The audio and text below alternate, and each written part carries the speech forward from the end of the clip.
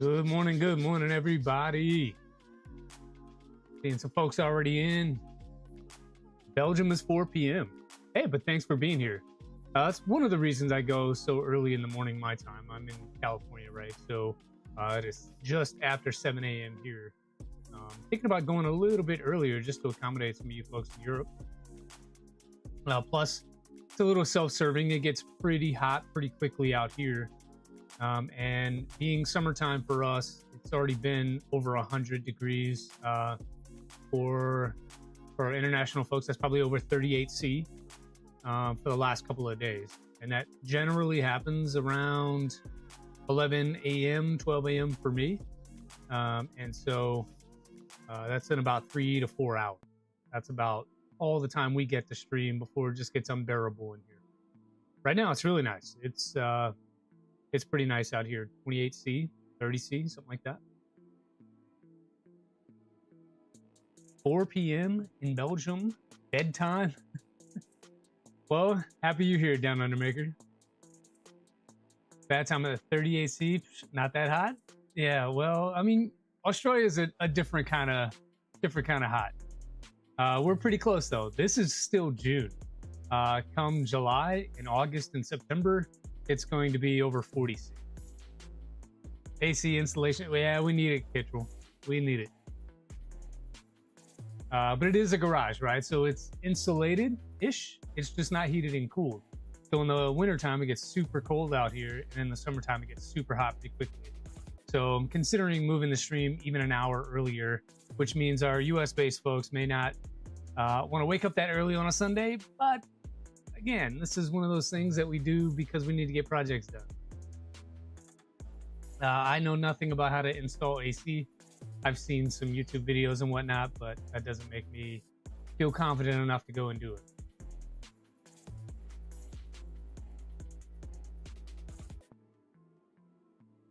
But today, we're going to get to work building the Inertia³. We started it 2 weeks ago. How much PLA? Do you print much PLA? Yes, I do.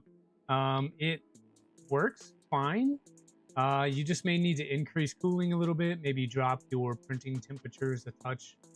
Yeah, and it seems to work fine. I was printing PLA yesterday.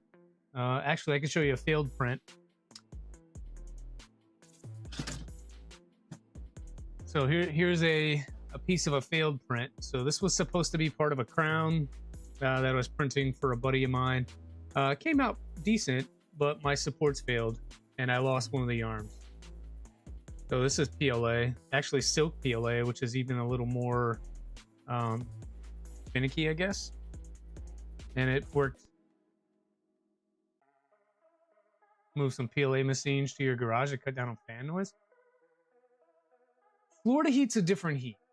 With that humidity you guys have, it tends to make it feel hotter. We have desert heat out here, so I'm low humidity around 25%, and we just get really hot, like UV kind of heat. So it'll burn you, and it will fade your things. It'll dry out like our trash cans over here, right? They were gray, now they are light gray, like ash gray. You could use PLA HT. I think HT, that's the new one from Polymaker, right?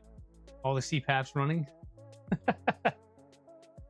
Believe it or not, I've only got one machine with a CPAP, and that is the FL Sun S1. So the Delta machine is the only one that I have with a CPAP. The other closest thing would be the rat rig that we built last week and the past month or so, where it's running 40-28 fans, and those are like hair dryer fans. They are so loud. They rival a CPAP sound. What up, Happy? But I think that PLA HT stuff, that's the new Polymaker stuff. I did get some. It hasn't arrived yet. I don't remember the shipping information and when it should arrive. I'm hoping to be here for next week's stream. We'll do some stuff with that, and I'll tell you what I think. All the cool peeps in here this morning. Never seen someone mod an AC onto an enclosed printer. I don't know that you need to. I think if you're worried about it, you should probably do a what do they call it? An aux fan that goes around the side of the printer. That's probably the better way to do it. What else? What else? Besides it being summertime in many parts of the world and getting unbearable pretty quickly out here.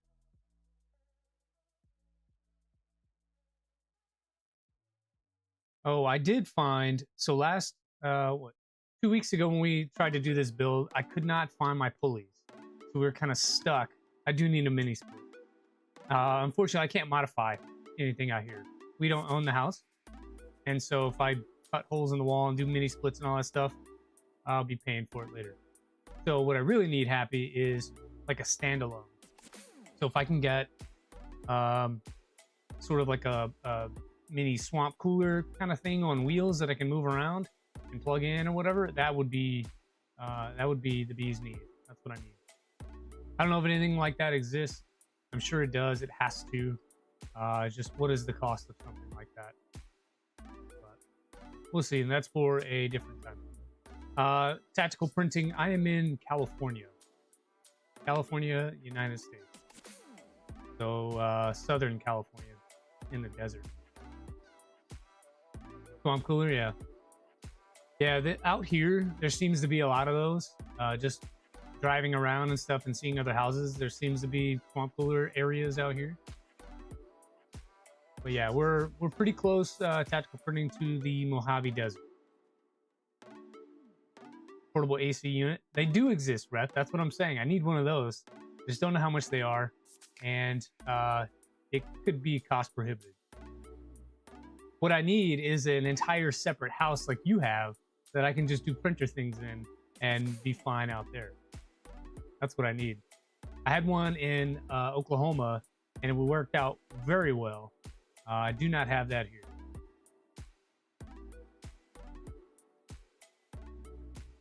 OVA. Have no desire to go to Virginia. I'm from the Southeast originally. I don't really want to go back and live in the Southeast. If it's up to me, I kind of want to be northern Midwest. So probably like Wisconsin, Minnesota. Really would just like to go live in Canada. But things are things, and we'll see how it works out. All right, cool. Enough pleasantries. Good morning to you all. Thanks for being here, all 9 of you. We're going to get started on the Inertia³ Build. We're about 15 minutes into the stream already, and we'll see how far we get today. Goal is to build the gantry, and if we get a little further than that, great. We've already got the frame built, and we'll take a quick recap on what we've done, and then we'll press forward. Sound good? Okay, I'll take you over to the printer itself first. This here is what we built. This is my FL-Sun S1, ignore that. And this is the rat rig we've been working on. Still figuring out the enclosure. I think I need a top hat on this guy for these cables that are right here. They sort of arc up above where the panel would be. And so they scrape and create a bunch of induced vibrations and stuff. So not really happy with this one. I need to space out that panel. Still figuring that out. Thanks, Kittrell. Yeah, these colors are Ambrosia Grape. And then this is Sparta Sparkle Sky Blue, I believe. Sparta and Ambrosia are kind of the same. They both are glitter-filled ABS. Although I don't know that Ambrosia comes in this particular color yet. Don't quote me for sure, but I have not looked at the site to know whether or not that's true. But this is where we are. We've got frame built. We've got bed installed. We've got bed arms, Z motors installed. And then we did skirts on the last stream 2 weeks ago. So today's stream is going to be all the gantry parts that we have. So I've done some of them in multicolor on the H2D. And then others are just basic, but I did install heat inserts into those. Morning Havoc. So that's what we're going to do. And we'll see how it goes. All right. So first things first. Taking you to Chrome, if I could open it. Get rid of that. Here is my Chrome tab is messed up. 1 second, folks.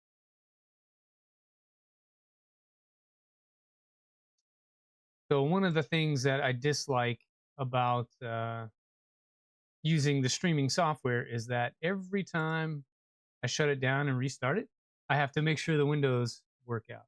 For someone who's seen this printer for the first time, what differentiates this from others? Cool. We can go through the manual real quick, and I'll show you visually what is different. We'll point out the quick couple of things, and we'll call it good. How's that sound?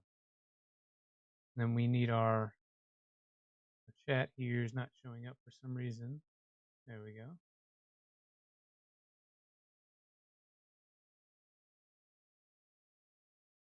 Okay. So lots of people been saying independent Z isn't worth the complexity in doing link instead. It's a consideration. I like independent Z simply because today's beds are a lot flatter than they were, 5 years ago, 7 years ago when printers like this first came out. So that independent Z may be better now since beds are relatively flat. Once you get things leveled out and consistent, a single belted Z may be beneficial. However, having control to be able to move 0.1 millimeters on one corner versus the other is more preferable to me, I think. I don't know, whatever floats your boat. VZBot seems to get away with the belted Z. There are other printers like the Ender³ NG that use a belted Z.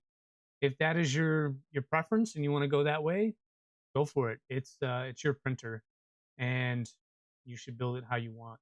If you have different motors that drive each corner, and that's your preference, then you should do that as well. But for Havoc here, what we're going to do, I'll take you back a couple of steps and we'll show you kind of this is the overall project. This is what it looks like. It's very similar to what a Voron Trident would be if you're familiar with one of those. And then as we go through, I'll point out some of the differences. One of the main ones is that the frame is 30-30. It is not, let me make this a touch bigger. It is not 20-20. So you get a more beefy frame with this build. You also get 4 Z-axis motors there, all independent integrated lead screws. What else? Your bed frame is a little different. It's this H shape instead of a T shape. So maybe a little bit more stability there. It's also a 20-20. So that's pretty similar to the Trident. The way the bed mounts is with 4 points of contact instead of the 3. What else?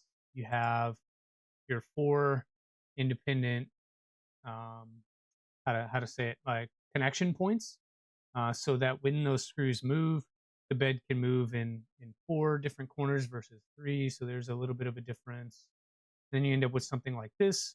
I chose to go ahead and put my upper extrusions on. That's why mine looks like a full cube, and this one is only like an H here. It was a little wobbly for me having the top frame off, and I just wanted to tighten that up.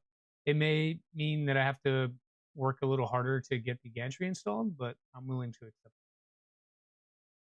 it. Where we kind of left off is I did this portion here. These serve as Z-rail stops and in-stop now. And because I was flipping the printer over to do skirts and whatnot, I chose to install these so that my carriages don't fall off my linear rail. And they just go on like that. And then we sort of paused right here because I didn't have the right tooth idlers. And so I got some genuine Gates ones and then ended up finding the idlers I was looking for 2 weeks ago. So I have a ton of idlers now, and we should have no issues going forward. I also needed to reprint all my parts. I've had a setting in my slicer. I'll get to your question here in a second, Tactical. I had a setting in my slicer that caused all of the holes in the printed parts to be enlarged, which meant that all of our pins were falling out. So really quickly, I want to show you what I did in the slicer. Let's open that guy. Why do I use PPS instead of PC or PA? Nylon creeps under load, so if you tension down your parts with screws and you put a little bit of force on there, over time, nylon tends to creep, which means you continually tighten things and they continually get loose over time. And at some point, you're not going to be able to tighten anymore and you have to reprint your parts. So that's why you should not use nylon. And then number two, for PC is almost too rigid. There's not enough flexibility in there and it tends to crack. So PPS kind of avoids both of those. It's still rigid, but doesn't necessarily crack. And then it also has, it doesn't creep like PA does. I didn't use it on this build. I used it on the rat rig, and I only used it for the fan ducts and the carriage. And that is for the heat resistance, because the rat rig is using two tubes. Tubes put out quite a bit of heat, especially with 80-watt heaters.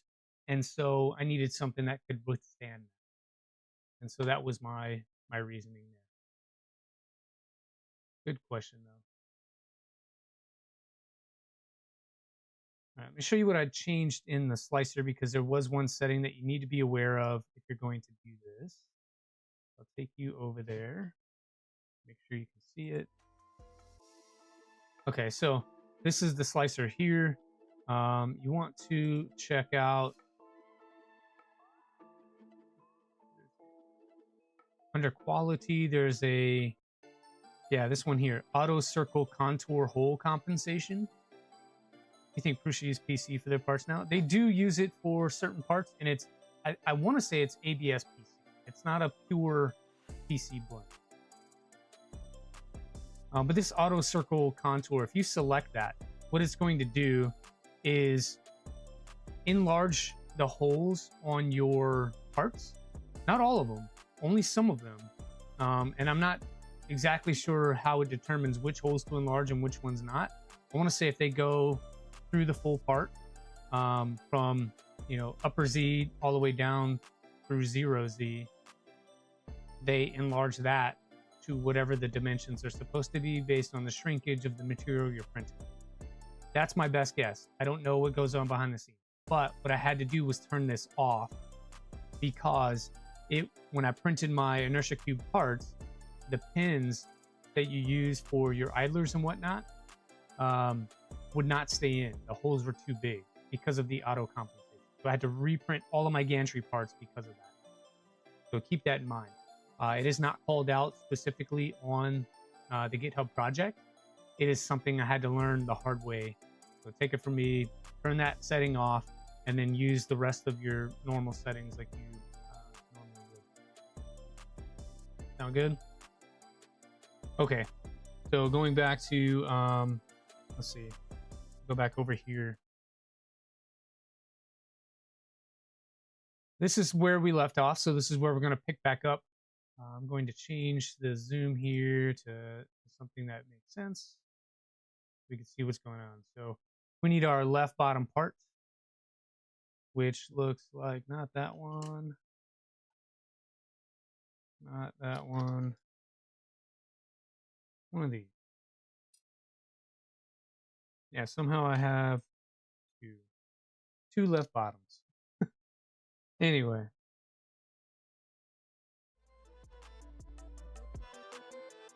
Have you ever used the clipper motor sync? I have. I use that a lot. I've got that on my, let's see, what is it? I've got it on my Trident 350 all-wheel drive. I've got it on my LH Stinger. It's running on the Minion. It's running on my switch wire and my ProForce 3 and my Second SK Cube. I use it on a lot. Yeah, so Jason is right here. He's my spirit animal, much like Reth is my other spirit animal. So yeah, Jason stays right there. Not in a heart frame. I saved that for you, Reth. I think it works well, Kitchell. I don't have any issues with it. In some cases, it can make your motors quieter. In other cases, it can make them run a little bit cooler. It just basically changes the timings and stuff for those motors and those drivers to better accommodate whatever you want. So you can run them in silent mode or performance mode, or there's just different modes in there. How much of a change? I don't know. I have not tested it and gathered all the data and then compared and contrast, but it doesn't hurt. So I say give it a shot if you're interested. It's pretty easy to set up. Just run the script, throw the change in your printer config, and then send it. All right, so we have pins next, right? So these are the pins that we tried to use last time, and they just went right through the parts. This time, they fit in the part like they're supposed to, and they don't fall out. So make sure you change that setting. Right, so we got our M5 by 8mm. Oh, that's wrong. What is this? 5 by 30 pin, and one should go in this hole here.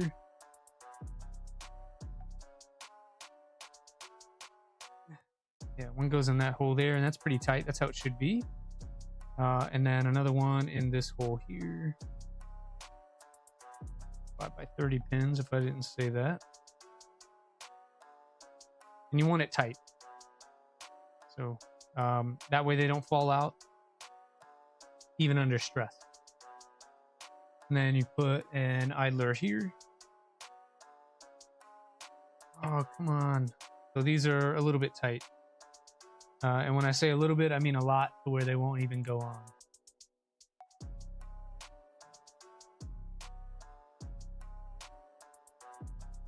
Yeah, pitch roll, I would say just put that on your things.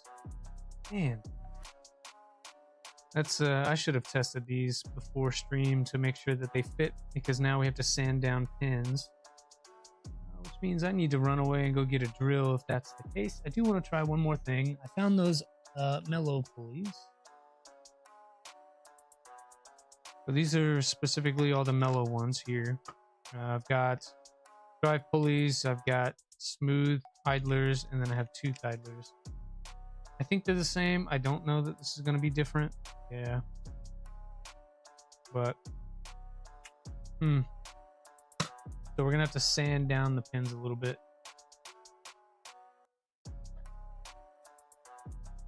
Haven't heard anything bad about it. Yeah. Just try it, man. It's one of those things that you don't really need to worry about. Just kind of do a thing. It should not break anything, and then just set it up so that it's easy to remove. So I would put it in a different config and then just include it in your primary. That way you can comment it out if you wanted to, or you need it. We've got some washers here. Need some other part. Where are we at? This guy. Okay. So this is another bin of parts and things. So in here we have bearings and a bunch of random hardware that I've used over time. So these are Fushi bearings. So these are the ABEC7s. What I like to use. You could go all out and get the ceramic ones if you wanted to. I just don't know that they would be any better or worse than anything else. I've also got some cheap ones in here. So, I don't know. I tend not to throw things away. Looking for my shims. So I had some brass ones that I want to say I found in one of these other kits. So I just end up buying screw kits instead of like individual parts or whatever. And that's because they kind of come with a bunch of other things. So you get a kit like this. This is a 2.4 kit. It comes with a bunch of stuff you would need for a 2.4. And then in here I have some brass brass shims like that I was looking for. Kind of mixed in with some other stuff, so see how we go with these here. And I use tweezers because I can't get my fat fingers down in there. Let's pull out a bunch of these. See if we can use those. Just trying to use up spare hardware. That's the goal for this build, is to use a bunch of hardware that we already have. What's up, Shrimp Daddy? Good morning. Used to buy 100 screws of a type at a time. Yeah, if I were doing that, then yeah. Now that you can have kits to where you can, you know, build a trident and just get a screw kit and it give you all the bomb that you need. It's kind of the route you would go if I were going to build from scratch. This is very similar to a trident, and so it uses a lot of Voron style hardware. Although the 3030 frame throws it off a little bit, you need some additional stuff. Most of the other parts are kind of typical Voron BOM.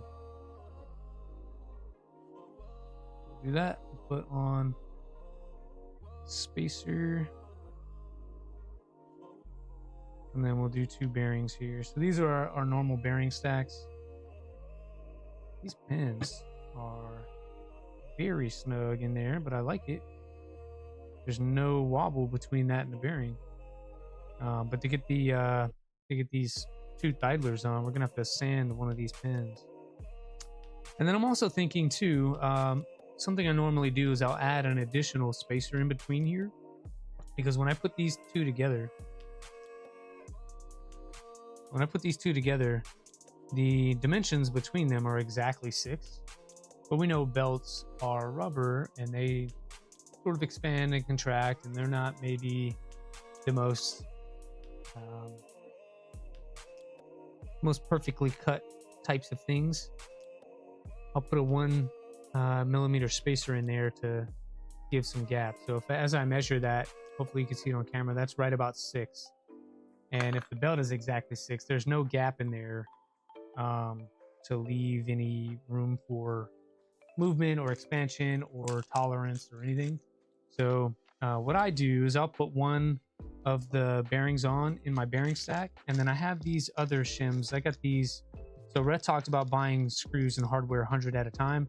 I went to Bolt Depot and I got some of these 5 millimeter inner diameter, 1 millimeter thick washers, and I use these specifically for this purpose.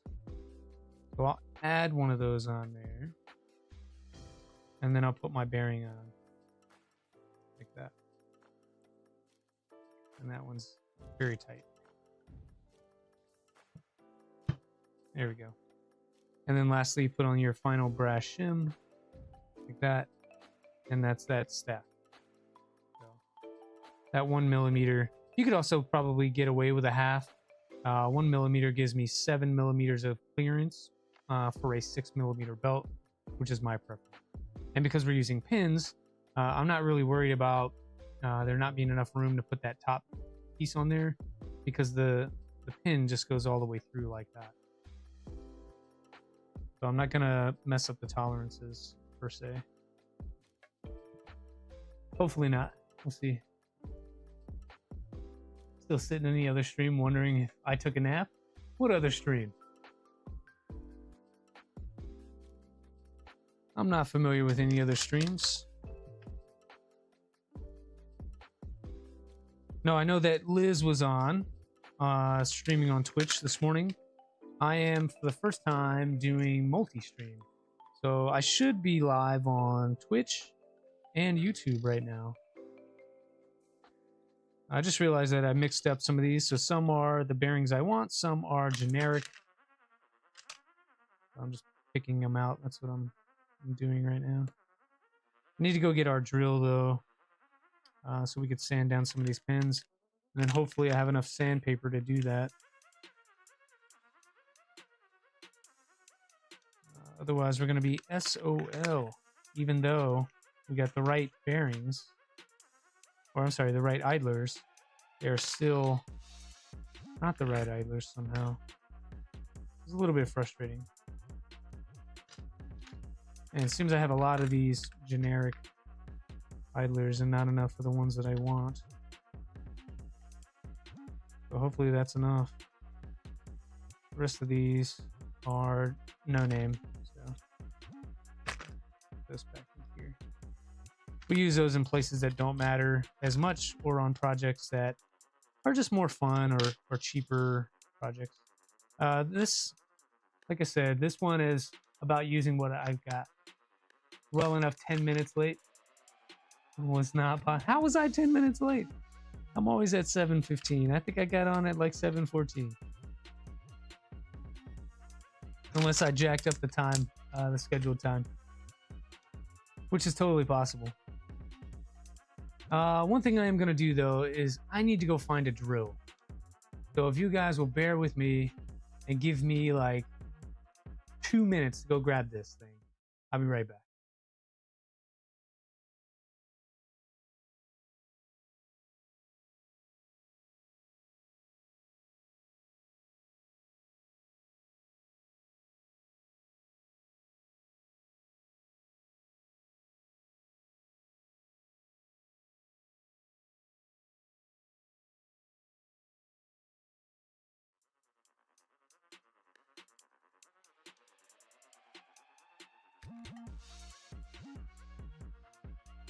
Happy, what was the stream doing? You said it was doing weird stuff?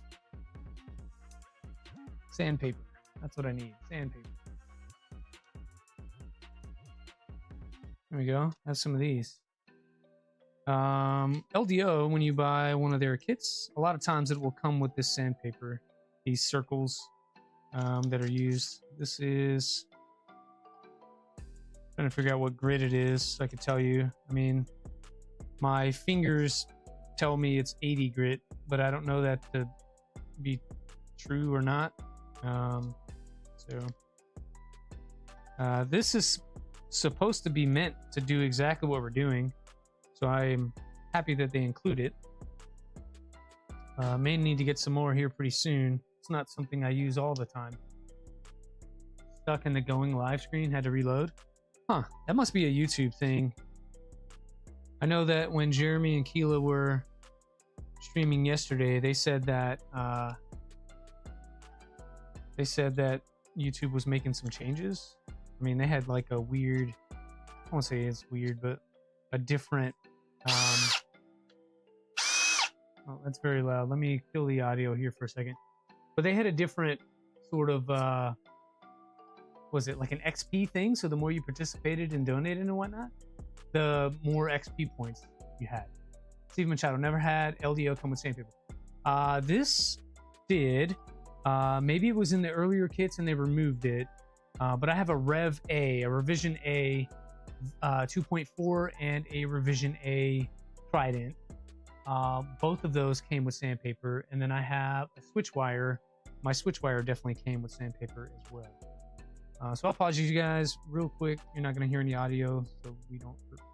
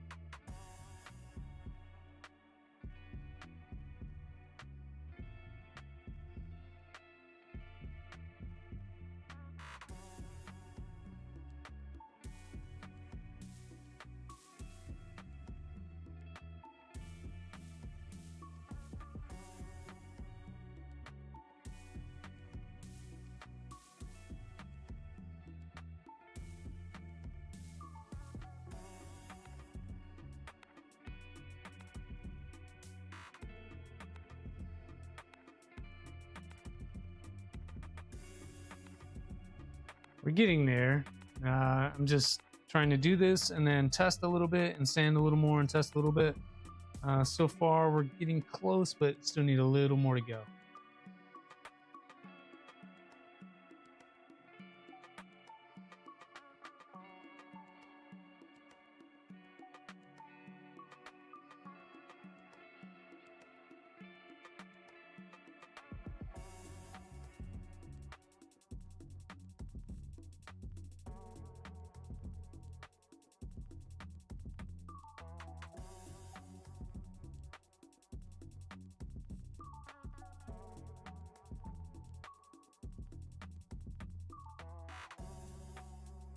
Oh, so I can polish it, Reth? Is that what you're saying?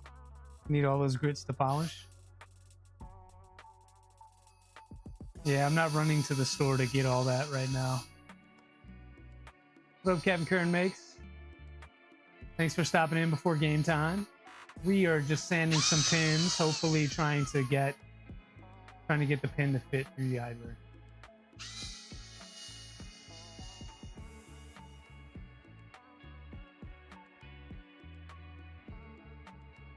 Make the pin look pretty again. I don't disagree with you, but I'm also not going to see the pin. I think that's tight enough. I can get it about halfway through, and then it sort of locks itself. Sort of locks itself on there about at the halfway mark. Sure, I could force it on there, but I don't necessarily want to do that. To get this moving a little quicker, I think I'm gonna get the file out and just run it across the file, and then I'll sand it down again with the sandpaper. But kind of stressing the limits of this piece of sandpaper here, and starting to not work out. Cheap cordless tools? Hell yeah, dude. So I've got a lot of stuff. There's like all the yard tools are Hart stuff. All of our drills and whatever are Hart. Like bins, all kinds of things. Hart makes great stuff. Why pay all this extra money for things when you can totally just get a Hart thing and put it in a freezer and the part on the driveway? Happy, you know, that's not a terrible idea. I would have to leave it in there for a little while though. And had I been thinking about this earlier, I would have done that. Did not think about it earlier because I was out here trying to get the stream together. So behind the scenes is crazy. All right, Down Undermaker. See you, bud. School night. We'll see you on the next stream. Thanks for being here. Make sure you like on the way out and subscribe if you haven't. The Hart is made by the same OEM as all the box store stuff. I agree. I mean, if you're a Ryobi fan or any of that, like, I don't understand why you wouldn't want to do Hart stuff as well. Let's see if that did any difference. Hey, there we go. Should only have to do that once more. That went pretty far on there. We'll see. It needs to go all the way down, so I think I'll flip it, have it go that way. And it spins, so can't be mad at that. Maybe I'll beat it with a hammer if it needs to go any further. But I mean, the pin is flush on the bottom and it spins, so I'm not upset. Pins across the top here look to be pretty even. So, I mean, maybe going a little bit more. I didn't realize we're going to do so much manual work today, but I do like it. This is the kind of stuff that I do. What is it? Like should be done on entry to a stream, and entering a prize draw without liking is a douche move. I won't say that I disagree. Oh, but look at that. You got the mod after you. Please refrain from foul language. Small piece of wood between the hammer and the pin. Yeah, I wouldn't just hammer on it. But Rhett, I also have I use a rubber mallet because I beat on things a lot and I don't want to bust it up. I've got one of these cheap rubber mallets. I think I got this at a like a dollar store knockoff thing. This saves me from having to work with wood. But yeah, you can beat on things pretty easily with this. But now that's not flush. So.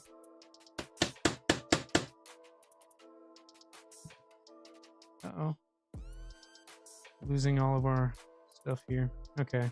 That's enough screwing around. Let's get to work. The wife know you beat on things a lot? She does. She hears me out here all the time. We did that, and then we need the hammerhead and the M5x8. So that's the other hardware that is a little bit different. So in my kit here on the desk, I've got the M5x30s. We've got M5x40s and 16s and 10s, but this calls for 8s. In the experience I've had so far, 8s are a bit too short. So I think I'm gonna go with 10s here and see how that works out. If they bottom out in the extrusion and don't allow me to tighten things, we can adjust from there. But so far, that has not been the case. Just need to find the rest of that hardware that I was working with. So my M5 peanuts. What did I do? What did I do?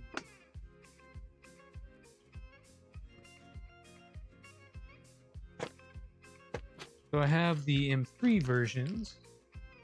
I think I just put them back. So I think they're just in one of these containers down here. Oops, made a huge mess. It's fine. It's fine. Okay, we've got some of these. Add washers to the head to solve. What head? Streamline. See you down under maker.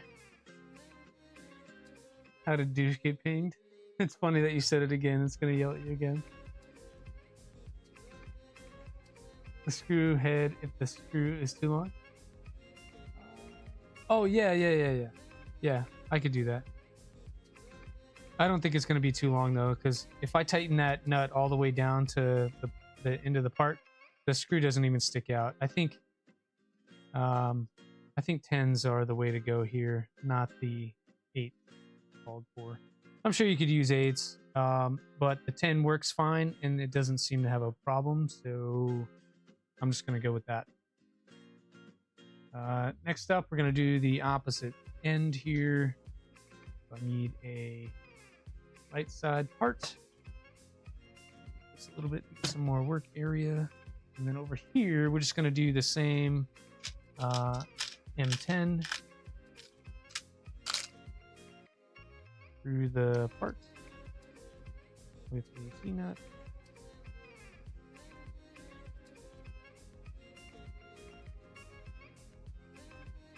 And then I have an M3x20 pin that goes here. That. So T-nut pin. And then that looks like the finished product. Go into the next step. We're putting these two together. So what I'm going to do is this way. So that pin is held in there with friction. I'm not seeing any issues with that. These other pins need to line up with where they go. So as things sandwich together, I'll be looking for both the idler and then that internal idler stack to align here. And so as those come together, we should see no gap between parts once we close it up. All right, see you, Captain Kern. Go do your thing, buddy. And so this is where I wish I had my parallel jaw pliers. I could just mash this together. Those pins are all three trying to get aligned through there with a press fit. A little bit tight. I don't have a pliers big enough, I don't believe.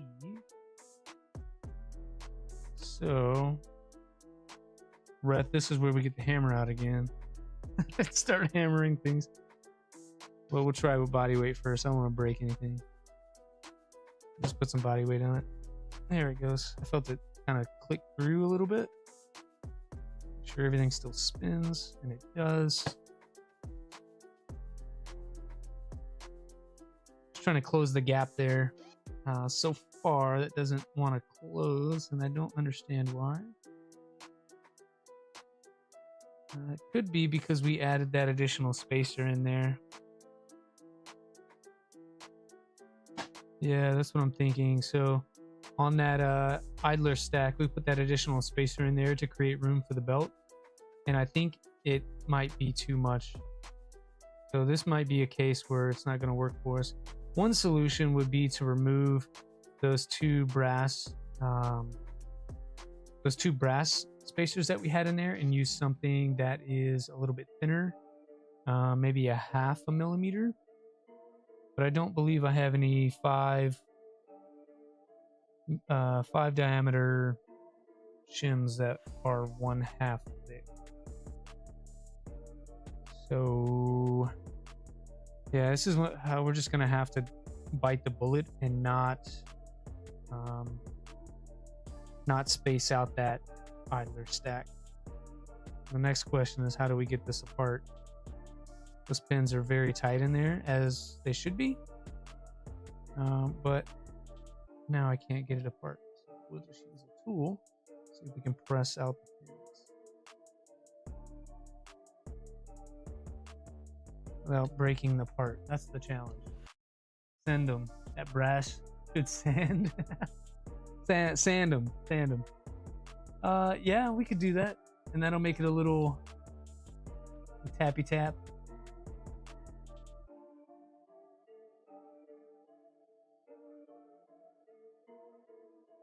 I don't know, what's this interlocking whatever Twitch thing here?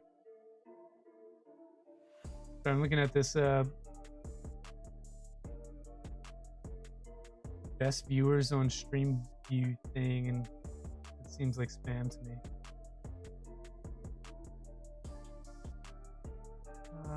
How do I get rid of that?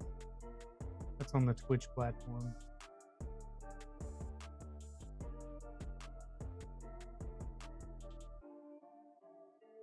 Give me 1 second here. Try to get rid of this. I don't have a mod on the stream to help me do this stuff, and so as we get bots and things in here, it's more of a manual process to do it.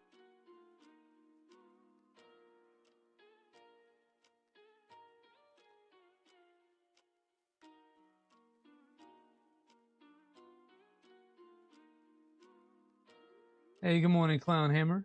Taking creative liberties. Yeah, I was taking creative liberties. Streamlabs put you in timeout for 1 second, Down Under Maker. Yeah, I think I'm gonna have to go to like the Twitch chat and remove it over there.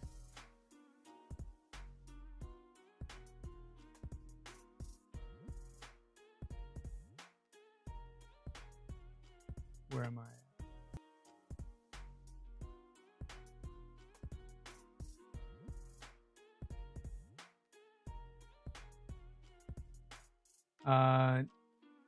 Yeah, I did get a spammer, and I'm trying to remove their thing, but Twitch is laggy as F, and it is. There we go.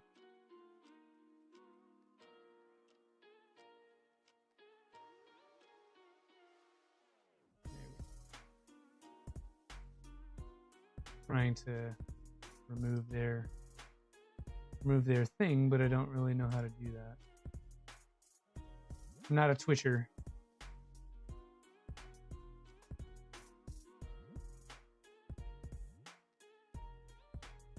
There we go. I think I got it now. Jeez, so difficult. Anyway, is it me or spooling for everyone? What is spooling? It me or it spooling for everyone? Not sure what you mean.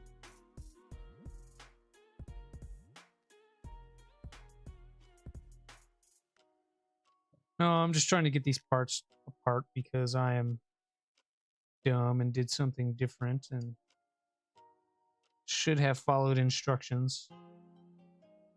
If I can get enough space in here, I can just pull these apart with this tweezer end here.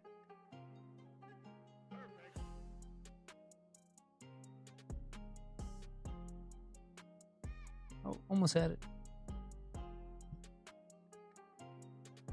See, this is why you couldn't do this with PC, because I don't know that PC would allow you to bend and flex the part as much as I'm doing right now for these.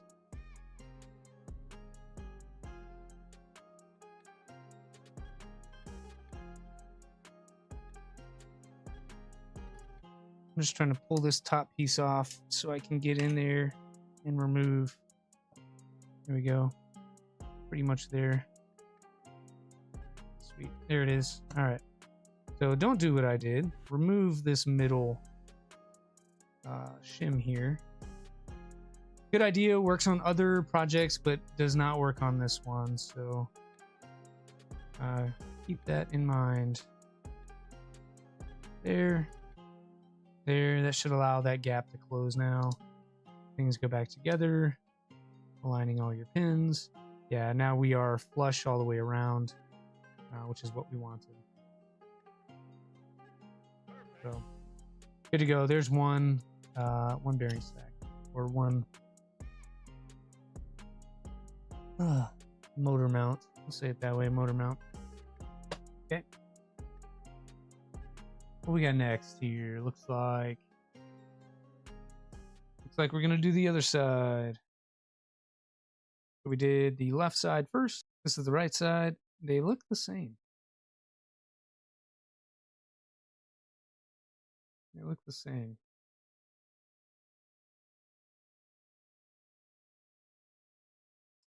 I think that might be a... I was going to say, I think that might be an error, but I don't think it is. We'll just press with it. Clown Hammer, sorry, man. I think maybe you are... Yeah, you need to reboot or restart the stream or something. Steven is saying it's good to go. Looks familiar. Hey, good morning, Jeremy. We had to sand pins. The pins were too big for the Gates idlers. And then thanks for sending them to me, because after we got the Gates idlers, I found all of the idlers I do have that actually would have worked. I found those this morning. So thanks for helping in the meantime, even though I didn't need it after all. More pins. That's what I'm looking for. What did I do with them?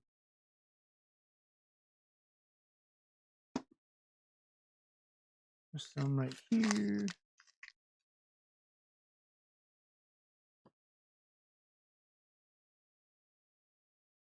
Pins. Here we go. Pins and pins. And we needed 2 of the 30s out of this kit. And these I did have to sand. One of them. And then we need a 20 out of this kit.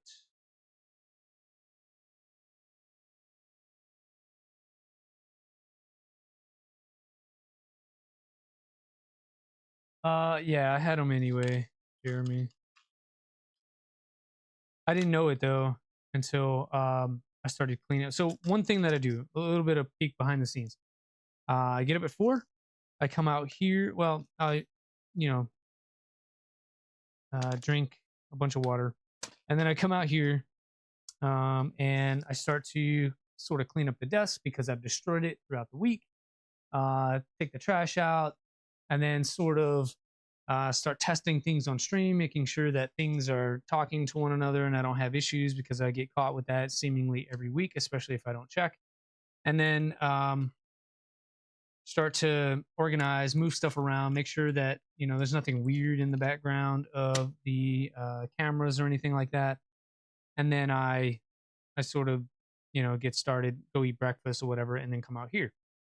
What I didn't do is check the diameter of the pins. And so while I was out here cleaning and stuff this morning, I found the actual idlers I was looking for 2 weeks ago, but failed to check that these pins don't work. But that's weird because this pin is working on that one. But the other pin I used a minute ago did not work.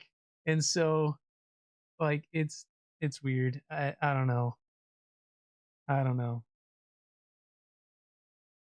For what? For what, Happy?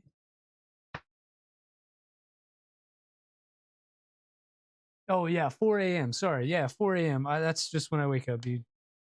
It's been my practice for a few years, and when I say a few, it's probably more like 14 years, 15 years. Excuse me. Idler goes on. That one fits and hurts my feelings. These go on here after we do a shim. So brass shim goes on like so. Sorry, take it back here. So pins actually work without sanding. This one slides right on, no problem. Shim here, and then we do our bearing stack. So bearing, and then shim on top of that, like so.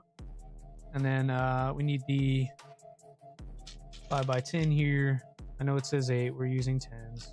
That's what I have. Come on, Butterfingers. When's bedtime? Bedtime, Kittrell, is around 9:30-ish. So I will go to bed at anywhere from 8:30 to 9. I usually read or catch up on news or watch YouTube something, and then kind of relax into sleep from there. So usually try to get to bed by 9 if there's nothing going on, normal everyday weekday kind of thing. And then on I'm usually sleeping like out no later than 10. So 10 to 4 gives me about 6 hours of sleep, which is good enough for most folk. The people that are way smarter than me recommend anywhere from 6 to 8 hours of sleep. And I fall within that, so I should be fine. Okay, that's that. Look at the matching parts. T-nut is on, pin is in. We need it on this side as well. That. And one of these. It's too big, it's a 6. You're a midnight guy? Yeah, so some people are that way, Happy. Like some people burn the midnight oil and then sleep in a little bit. And I mean, that works for them. I think you need to figure out what works for you. If you are going to whatever your job is and you're exhausted and you're tired and you have brain fog and all this stuff, then you probably need to get a little more sleep. Some people need more sleep. Some people can operate on a little bit less sleep, but that changes over time. And it definitely changes with age. Okay, so that does not look like the one that I just built. I think these photos are incorrect. Because that's what that looks like there. To the right. Here, let me show you in the Chrome. Yeah, shouldn't father, I'm the same. Why you need so much sleep? Wake up at 6:30, go to bed. I need, well, so 6:30 still gives you 7.5, 6.5 to 7.5 hours. That's what I'm saying too. What I'm saying is like, depending on where that falls, like I'm an early morning person. I've kind of always been that way. Some people are night owls and they like to stay up a little bit later. Wherever it is, like that 6 to 7 hours of sleep time is up to the individual. Yeah, so I built it like this here. So on the left side, we've got the bearing stacks and stuff, and that's how I built it. But then when you get down to the slide 38, it looks like the stacks and everything are swapped, which is what I thought originally as well, that they would need to be opposite of what the left side was. So that might be an error in the document.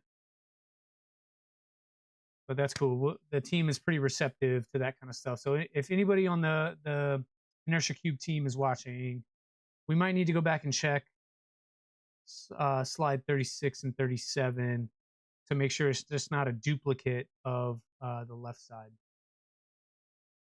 So I'm going to swap mine around to look like this, which means this pin comes here. I'm sure it does that, like when you flip it, but it's not really going to be what we're doing right now. Oh, great. Now I can't get the pins out. Come on. There we go.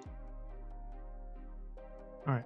So these pins actually should go in. So keep in mind, this looks like the picture on the left. That goes there. And it should be all the way through and down. Put that over here on this. Press with the hammer. There you go. Now it's flush. We'll do the same with the other pin that goes in the center. Really, what I think should happen is, like, you should have this part.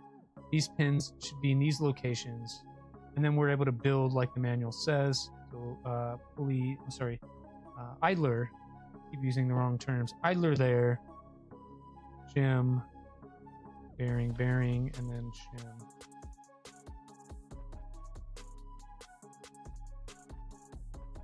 Okay, so like that. And then our M3 pin should be fine there. This, we've got the T-nut in it. When I turn that over now and put that on there, it looks like the picture. Whereas before it did not. So that goes like that. And that gives me a mirror of what we had before.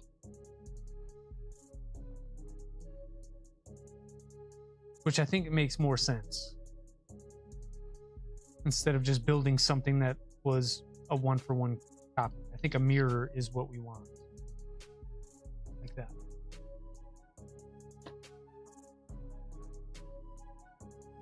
Hey Steve, good morning.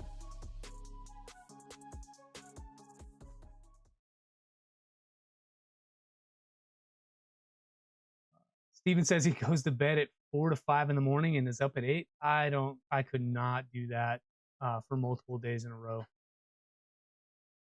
I can get away with that like once and then operate for a day like that and just catch up the next. But if I did multiple days like that, it would not work out well.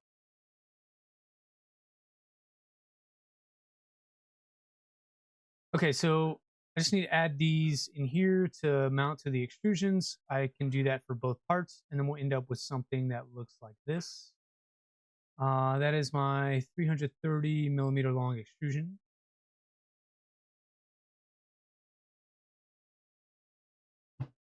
Okay, so we can do that. There are those that we just built. And then again, I have the 10s available. I do have 8s, but I've got 10s available, so I'm gonna just use 10s.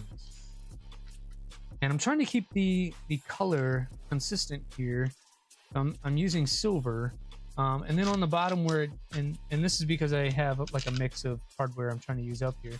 I think on the bottom I'll use these black ones. Those are a little less visible. And so I think I can get away with that. This looks a little bit longer than a 10 though. It looks like a 12. Yeah, that's a 12. Thunder Keys, good morning, sir. Okay, so a mix of hardware. It's gonna be black and chrome. So we use the black on the bottom. Those look like 10s to me. And they... All right, this is the part that's a little bit different. It's going to be challenging to kind of get your fingers in there if you have bigger hands. So maybe if that is you, you do this part before putting things together. Had I thought ahead a little bit, I would have done that.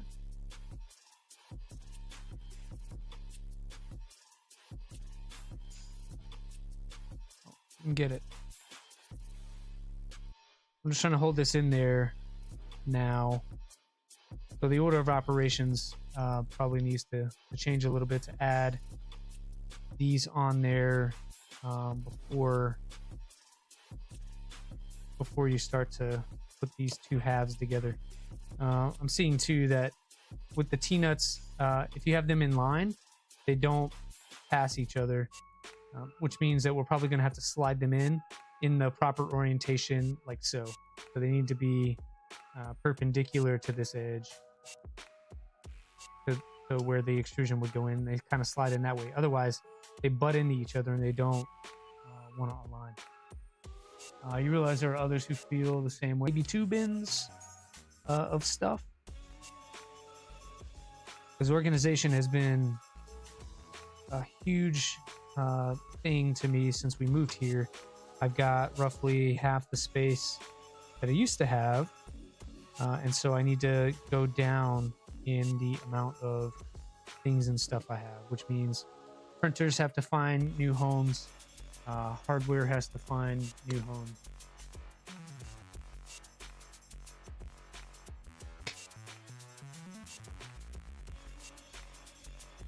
There's one. I will commend the team though for using beefy hardware. I mean, I guess it's a side effect of using 30-30 extrusions for your stuff, for your design, is that you have to use beefier hardware.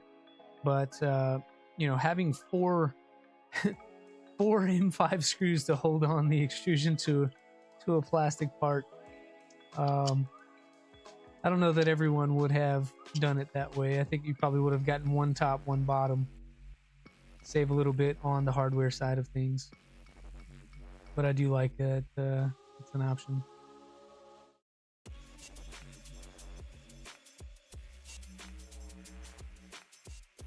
It's cool to see so many folks in here so early in the day.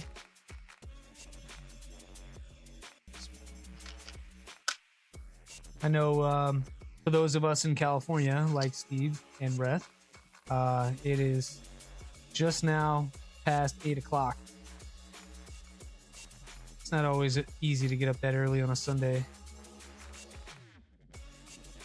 So appreciate you guys being here and participating and asking questions. Surprised they use hammers. Yeah, it's hard to source in the US these roll-in style nuts. What did I do with them? Like this. It's hard to source these on Amazon extra things. So really, the only stuff that we got for this build that I didn't already have in a bin somewhere or on the shelf somewhere is gates idlers and some of those roll-in T-nuts for other areas of the frame. And then I got some M5x8s for the bed. The bed connections needed smaller hardware. Outside of that, I didn't get anything. I haven't even ordered wire for this thing. So next up, we need the extrusion. It's telling me it's a 330, but I want to say because I have a beta build, mine is going to be a touch smaller. So if I get the ruler out, I believe this is the extrusion I need. I've only got 2 left. So I've got a really long one and then this one.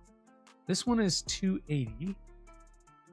I want to say that's the difference between the production build and the beta build. And so mine is going to be a little shorter, so that's a 280. That makes sense, it would be that one. This one is way long. This one is over 300. This is probably a 40.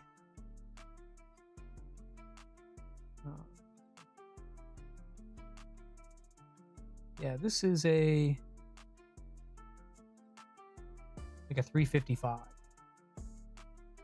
And I don't exactly know what it goes to. We'll find out. But that is a thing. And then I've got this one. And I want to say this is the correct one. So, your production build should be a little bit different. You get some extra space to be able to use the full build area. We'll put that guy to the side. I don't need that right now. This one, like I said, we need to turn. Hey, good morning, 3D Wolf. Sorry, your name is blue on my screen, so it's really hard to read it. It's for me, what I see is dark blue on top of black, like really dark blue on top of black. And it took me a couple of seconds to see who the hell that was. All right, so I need to turn these sideways, and then I have to slip all this in together. But that's a 2020, and I just realized that I am stupid and added 3030 T-nuts on there. But that's what it calls for. So if I'm looking at if I'm here in Chrome, 5 hammerhead T-nut, M5 screw there. I come over here. This is a 2020 extrusion. So which is it?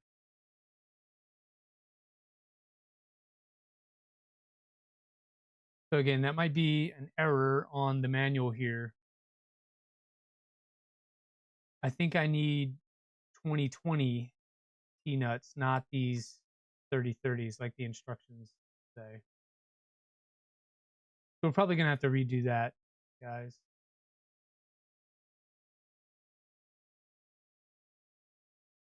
Yeah, that's definitely a 2020. I have 0 extra 3030s anywhere.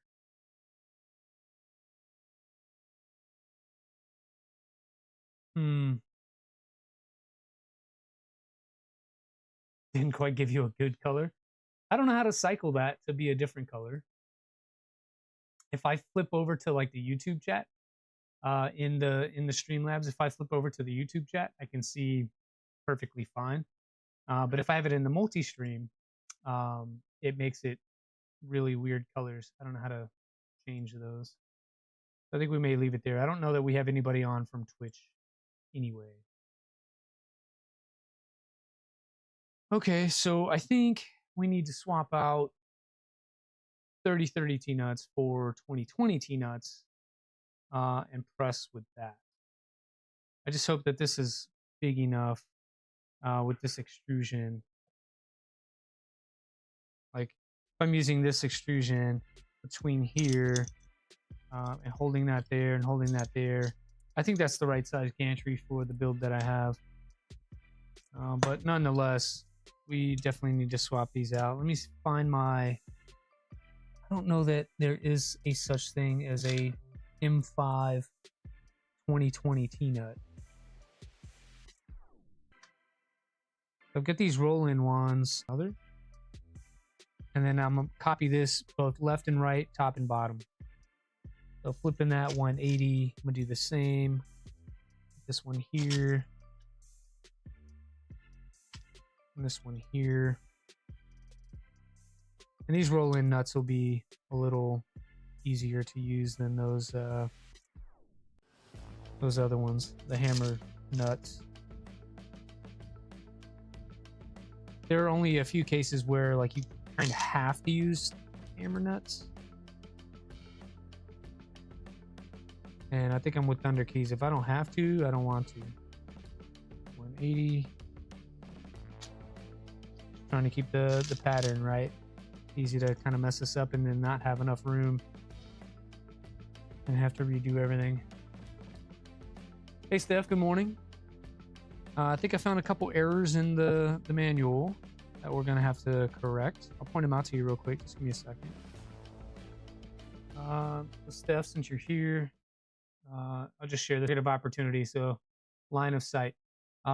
First one is, since we're already here, right? So this is a 2020 extrusion for the gantry, right?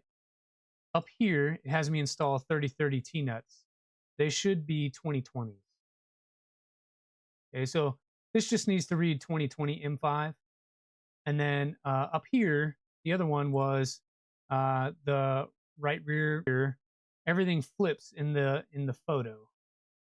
It flips to the other side. So I think slide 36 needs to be updated to illustrate the right side with slide 38 imagery.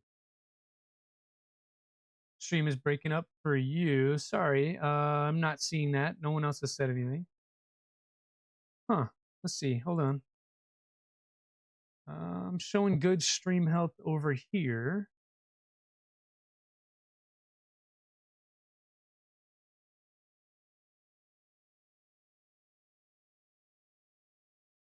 Okay, so 3D Wolf is getting interference. Steph's getting interference. I'm not seeing it on my side. We have a third person seeing the same thing where stream is messing up. Yeah, I'll ping you. I'll ping you, Steph. It's just easier to explain it in words than text. So I wanted to show you what I'm seeing first, and then from there I'll shoot you a note to remind you, and be as descriptive as I possibly can. I will definitely do that.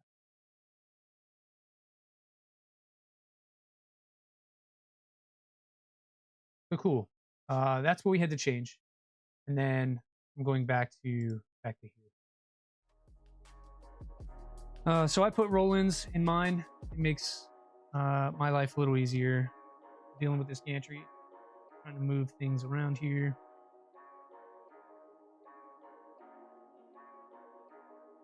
She's laggy. Stream's laggy? I'm seeing like 6,500 kilobits per second on a very low CPU. Yeah, yours is buffering? Lagged it. Chat disconnected. Yeah, I just saw it there. It disconnected for a second and then connected again. I really don't know what that's about, guys. I apologize. Steph, this mat, you can find this on Amazon. It's 20 to 30 bucks.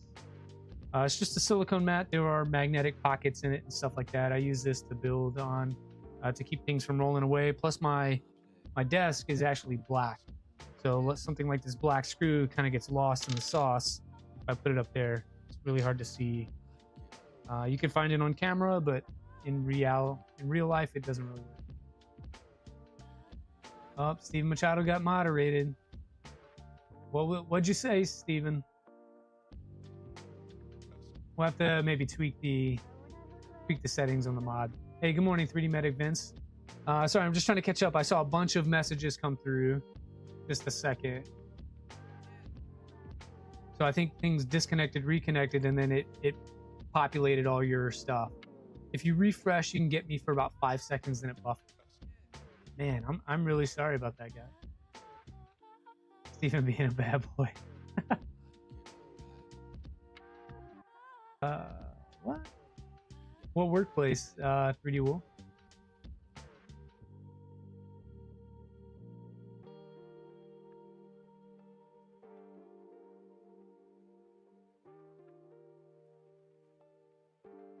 Yeah, I think I'm back. Oh, last strokes to school and finally making progress.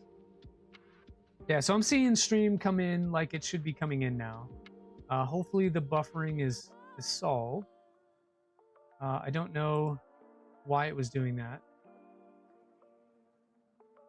but hopefully it's good now.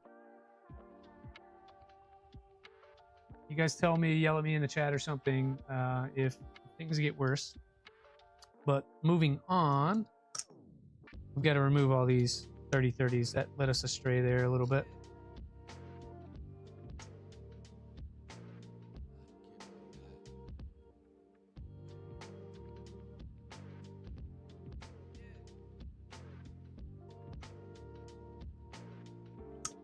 Cool. So there's that. Those are going to fall out. That's fine. Those will probably need to come out as well. Then we can slide this in with the slide-in T-nuts that we have. Like that, and just sort of line them up. So, lucky shot, we got those holes aligned without really looking. And then on the bottom, we're slightly off, so I just use my tweezers to pull that over to where it needs to be. And then the instructions tell us to kind of make it snug so that we have some wiggle room to move it around if we need to. And that's to adjust these AB motor mounts in and out. So we're not going to super tighten that down, but we'll just install these loose. Luckily it is grippy enough that I'm not afraid of it falling off, even if we didn't tighten it all the way. I'm going till it basically touches plastic and that's it. There's no real tension on those screws at all.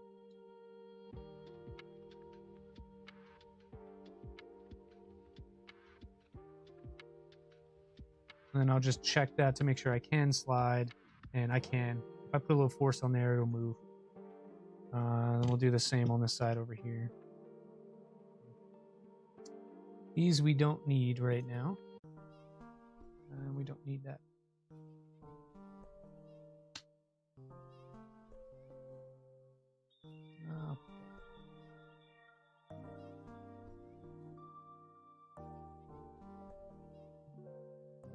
the screws out, peanuts off. Yeah, hopefully things are still moving along. I've never had stream buffering before. That's strange to me. I didn't change anything from what I would normally do. I mean, except for multi-streaming. So maybe multi-streaming is the problem. We may not do that ever again.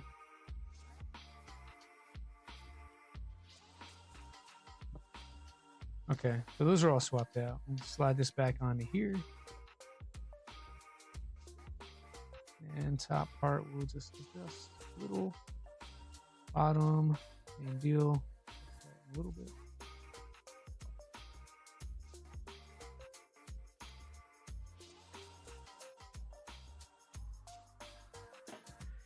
Oh, so I was just thinking, today is the 1st of June, and Thursday, we're getting a new Nintendo Switch. This may just turn into a gamer channel. We don't do printer builds anymore. We just do Nintendo Switch content, like a 14-year-old. I'm joking. That will never happen on this channel. But I am getting a Switch, and I'm excited to play with that. That's really what I'm looking forward to this week. So when I should be out here prepping for next week Sunday, I'll probably be playing video games in my spare.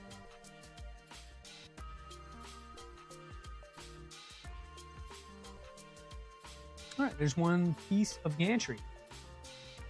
What do we got next? We've done that. We talked about it. And oh, look at that. Steph already made changes. Badass. See, Steph is in here editing right now. Good change, Steph. Good change. The other one, it would be like this page here. 38 looks correct. 36 is more of a thing. So probably a little more involved to get new CAD photos and whatever. So that's one. And then my this is not a change, but just a comment. My 2020 is a beta build, so my extrusion was 280. Not 330. Now we're on to motor mounts left and right. I've already done that because, again, I wanted my carriages to stay on the rail when we flipped it upside down to do skirts. So, these comments. Oh. Comments. Hide. There we go. Now we get like a bigger thing. Tyler was saying it's good again. Something's going on. Internet is a bit slow. Huh. Quite like the hammerheads for 3030. Considerably easier than 2020. They are. T-lace. They are. I just don't like them sliding around. So I'm just spoiled. Yeah, Havoc, not just you with lag and buffering. Really apologize, guys. The only way that I'm able to really kind of fix it would be to stop the stream, turn off Twitch, and then stream again only to YouTube. Yeah, so about a minute ago we had dragging the ocean bottom again. Yeah, when you say they, I think I know who you mean. But yeah, genuinely, there's not much I can do to change it without stopping the stream and starting over. I do apologize, everybody.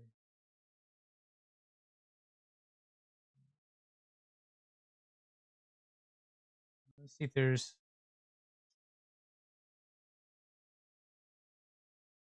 I'm just looking through the settings really quickly to see if there's something else. Yeah, so it's yelling at me. I can't change anything while streaming. I really don't want to stop the stream. Just continue. Yeah, that's what I'm doing. That's what I'm going to do, is just continue down the quality. Yeah, so Pretty Wolf, again, it's not a quality thing. I don't have the settings that high. I'm only running 30 FPS at 1080p. It is definitely the fact that we are streaming both to Twitch and to YouTube. That's literally the only thing I've changed. Looking into building this, just got a preliminary go ahead from life. Nice, Havoc. Congrats, man. Kits are not available yet. You could self-source, absolutely. All the information is on the GitHub if you want to do that. Kits should be coming soon to you. I'm gonna take it to the toolbox. We'll move some stuff around here. I need to split this printer a little bit.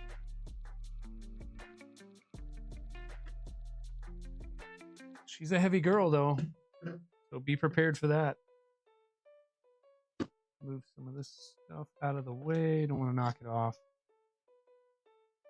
I'll put that there, and there, and there's our wiring. Okay. We should have a good shot at that machine. See if I can move the kiss to touch to be able to see. Great. And then I can turn off, actually move this guy down. We're not blocking the shot. So we're just going to install that gantry right on top of these mounts here. Definitely heavy. It is heavy. It is not as heavy as that damn rat rig. This guy right here, this guy is over 100 pounds. I know it for sure. There's a lot more steel and metal in that guy than there is in this guy. I'm happy to move this around all day versus trying to move that thing around. I've already had to move it out of that spot right there a couple of times because number one, I need to access the electronics on the back. So that was the problem. I had to slide this all the way out to get in there and add fans. We put a chamber fan in there. I did a couple of bed fans in there. And then I still need to add a heater and figure out a top hat for that. But yeah, already there in the Discord and asking questions. Yeah, that's where you should go. Getting ready for Murph. I am not. Hopefully 3D Wolf will. We'll see. Yeah, we do have the same color scheme. Just kind of happened. I went back and tried to change it up to be different as much as possible. But I didn't even realize we were using the same colors until after. Panels with 35 pounds. Yeah, happy. And that doesn't even account for the bottom panel. The bottom panel is solid steel.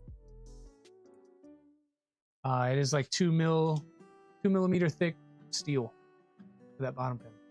I just realized I screwed up.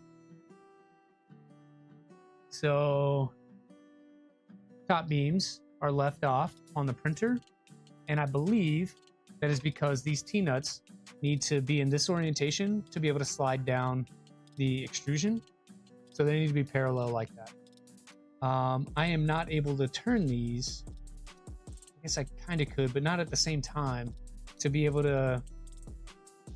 I can't turn these at the same time to be able to get down in the extrusion the way that I have it without taking this top beam off. That sucks hardcore.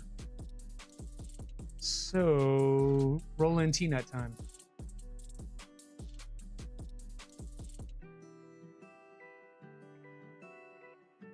Oh yeah, not complaining. I didn't take it that way, Steph.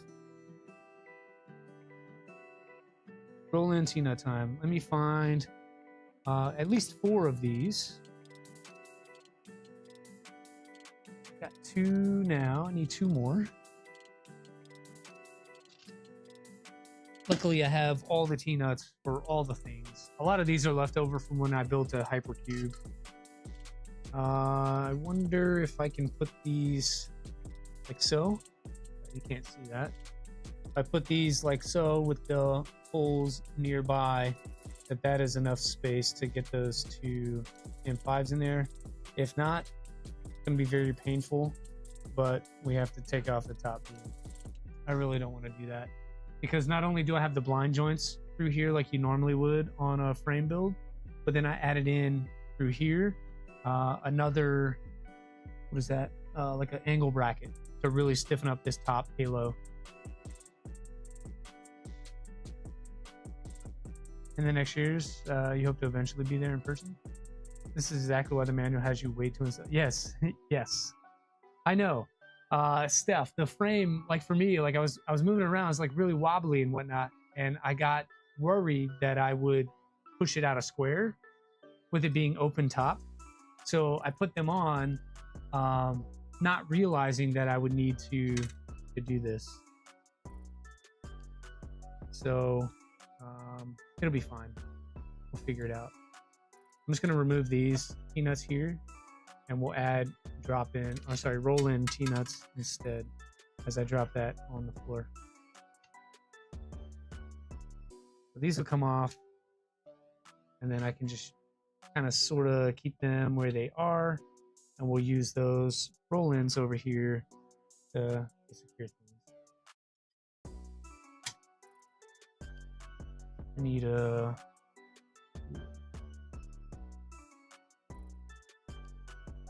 that one, and I'm just putting these together to where, like I said, the two holes are near each other like that. Because if you do it this way, too much space. Do it that way, it's definitely too much space. We're gonna go this way and see how it figures out. These bolts might not be spaced far enough for two roll-ins. I agree, we're gonna try it. If it does not work, then we will take the top beam off. It is just a few more bolts than normal.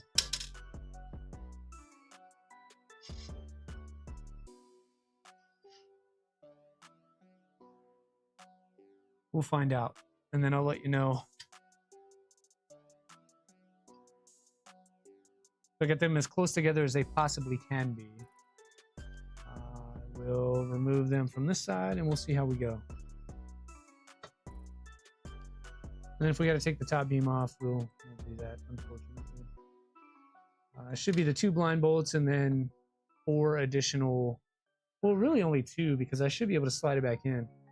We're talking about undoing 4 screws and sliding that off of there. We'll see how it works out. That just fell out.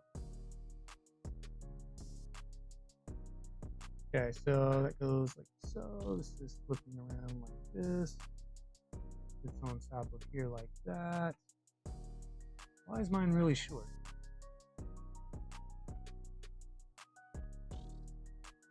That is extra short. Can you tell, like, the space in here? A lot of space in here. So I wonder if my extrusion is the wrong extrusion too. It called for a 330. I had a 280, and I assume that's because my frame was different, but I've also got this extra one. I think this other one is the one we need. So back to the desk.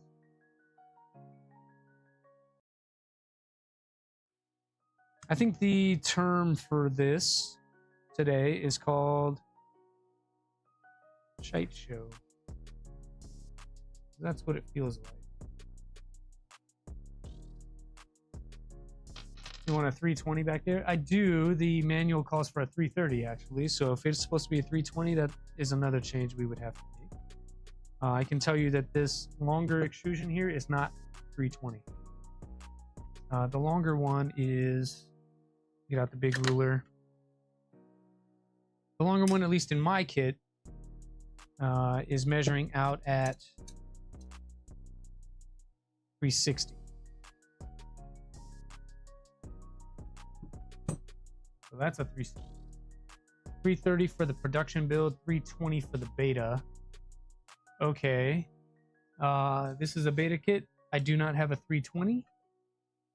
Unless I mistakenly made the x-axis out of it. in which case we can undo that as well. So I already put the rail on here to try to get ahead a little bit and be prepared. This is a 380. So that's a 380. This is a 360. This is a 320. Or sorry, a 280. Yeah, that's a 280. 360 is maybe the X. It could be. It could be, but I still don't have a 330 like you mentioned. Or a 320. I've got a 380 and a 360. 360 seems like it would fit. If I hold this over to the build itself and kind of you know, hand place it, it looks like it'll fit. Checking CAD. Thanks. Regardless, this is wrong, so while you're helping me out and doing that, I'm looking to take these out.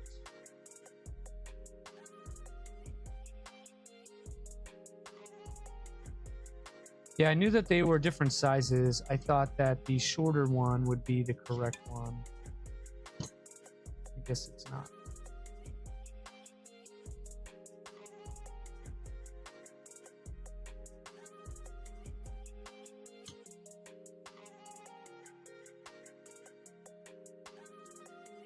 Hey, 3D&T. Good morning. Is that Dave or is that your spouse?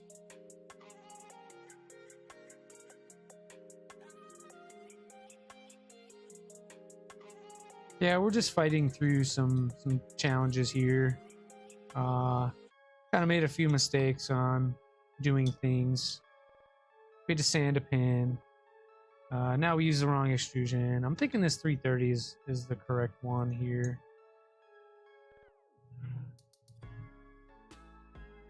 Rear extrusion should be 320. Do I have a chop saw? I do not have a chop saw. Do not have a chop saw. So I may have to order a 320. I think that's what you're telling me. So that's that. But Steph, I just want to try something. I'm just going to place these on here. And I'll hold this up to the printer. And we'll see how it works out. So this is that 380 or whatever. That's definitely too big. So I think you're right when you say 320, but I don't have a 320. This one for the X is a 360. This is a 380. And I was wondering yesterday, like, why do I have a 380? I don't know what I'm doing with it. It seemed like it was too long, like it was too far off of what the manual was saying. So I assumed that because I had a beta build, I would need a smaller extrusion. And so I just went with the 220. Thinking that it would be the correct one. It isn't. It isn't. So, two weird extrusions that I don't really understand what I need them for. Put that there. Put that there. Cool. So what can we do? I'll take a look and see what I have on the shelf for other extrusions. I don't think I have anything close to a 320. I've got this one.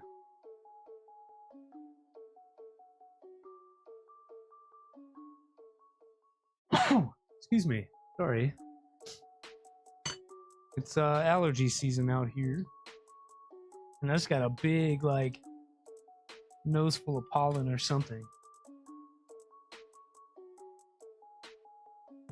Terry won't be on to learn how to assemble things. She would just ask, what's the holdup? Why isn't it printing yet? Well, you don't come here to learn how to assemble things. You come here to learn how not to do things. Because today, that is the lesson. Yeah, that's a 430. That's way too long. Got other stuff. 380 is the X-rail extrusion. Okay, so I need to swap from the 360 to the 380, but I still have that 360. What do I do with a 360 extrusion? That's too long. This is, yeah, so I have a bunch of extra extrusions from all over the place that, a bunch of different builds that I'm just trying out to see. That's a 380.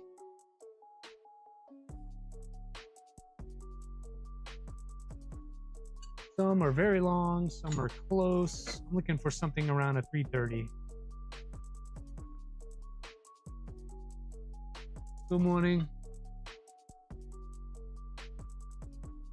We're building things wrong today.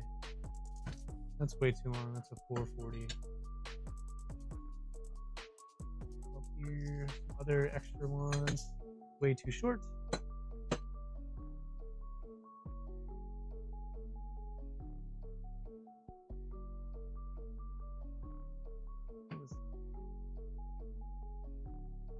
Got some older ones up here from so when I went from a normal trident build to a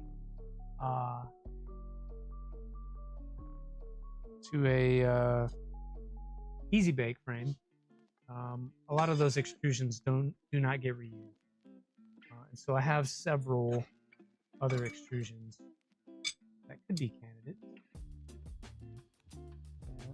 A lot of them look to be way too long though. Thought I'd have a shorter one in here, but it doesn't appear that I do.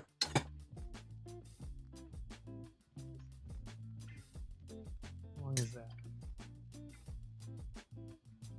Yeah, so a lot of these are 400 and greater.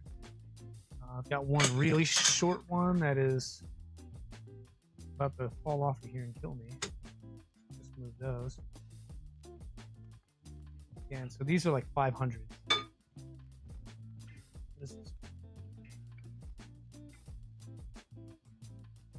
Yeah, it's another really short guy, left over from a hypercube.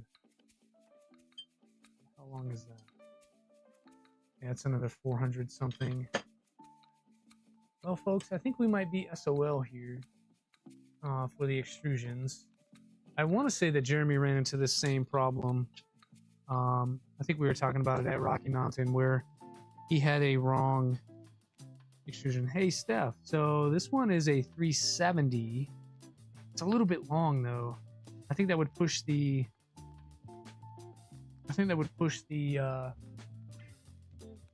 joiners out too far. If it were a 350, we might be able to get that to work. The 370, I think, is too big that I have, guys. I'm gonna check down in the toolbox. I used to have some extrusions in here. I don't think I do anymore. I think I moved everything to the shelf that we were just looking at. Yeah. So, unfortunately, that's gonna be showstopper for the Gantry build until I can order a 320 or find a chop saw to cut one. Interesting. Let's see. Hacksaw, yeah, I could hacksaw. I'm not gonna do that on stream. I'm not gonna hacksaw on stream today. A little bit of both. Learning is learning. Maybe make do with a 300 as the rear extrusion. I don't have a 300. I think the closest to 300 I had was this little guy, and this is like a 280 or something like that, which is smaller than the one that we had the first time. Let's see, really got to start posting more and better content. Yeah. Can one of you go into the other room and grab my tea? Oh man. Tech support later. Yeah, it's interesting. We'll figure it out. Probably need to place that order. But I think in the meantime, let me fast forward through the build manual here and see if there's anything else we can do Otherwise, this will be a 2-hour stream. And okay, front motor mounts here. I guess we could build these gantry motor mount stacks here. That'll save us some time. We can do some of that. So just moving things around, we'll get some of these out. We'll build some of these stacks really quick. That way we don't waste a ton of time. Okay, so like before, we've got this one here, and I'm gonna save all this hardware because that goes with these guys. So we'll just move that up there.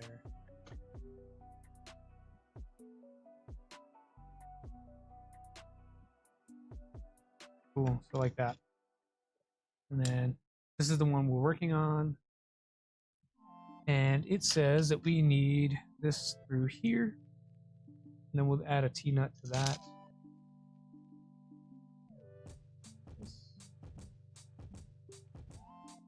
And then a couple of M320 pins. So there.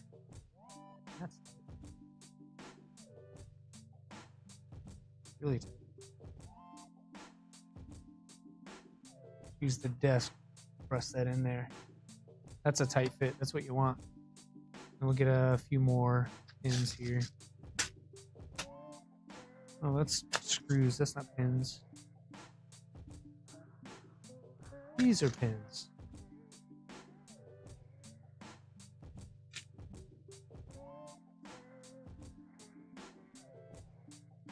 Get that started, and then we use the edge of the desk. Push it. Oh no, I cracked it. Oh, so stupid. Look at that. Cracked it right off. Dang it. We are winning today, folks. Maybe we just put some ABS gloop on it and press. I'm joking. Don't do that. Only do that if you're in a pinch and you absolutely had to. Just to print parts to replace the one that you just broke. Okay, so we'll reprint that.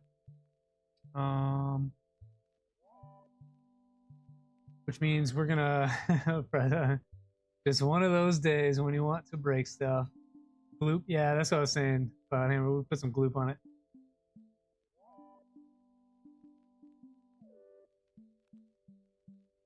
And we should have done that. But in this case, we're gonna use the other side. We'll put this to the side and reuse some of this hardware here, and hopefully be more gentle than we have been. Gotta recover these pins out of this part here without stabbing myself in the hands. Limp Biscuit? What?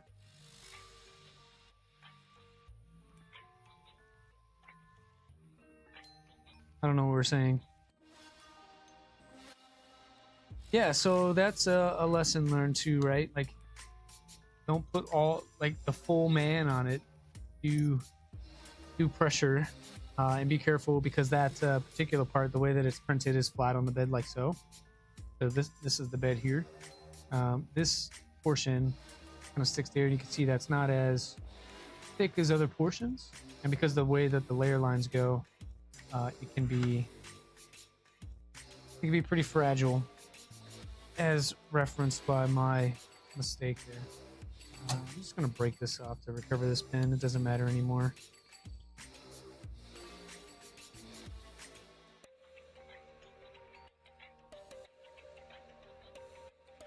There we go.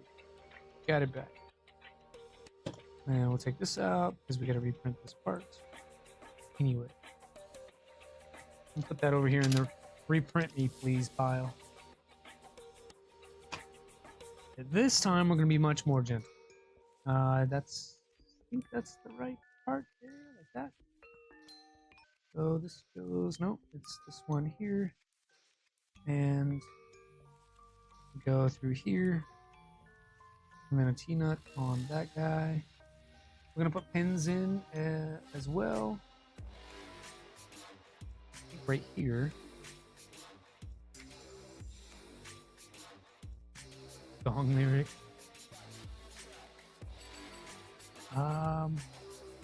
That's weird that we have this block in the middle. But there's our block. There's some of this stuff.